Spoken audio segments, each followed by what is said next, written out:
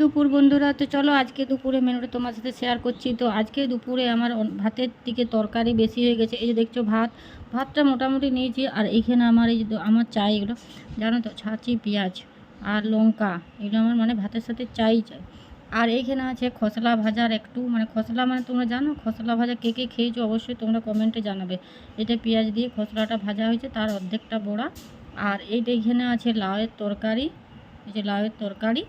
আর এইখানে আছে খসলারে, মানে সে বাটিতে করে ফুটিয়েছি রসুন দিয়ে, জিরা দিয়ে, আর পেঁয়াজ দিয়ে, মানে ঝাল ঝাল করে। আর এইটা হচ্ছে মাছের ডিম, এই যে মাছের ডিম দেখছো, এটা মাছের ডিম ভাজা।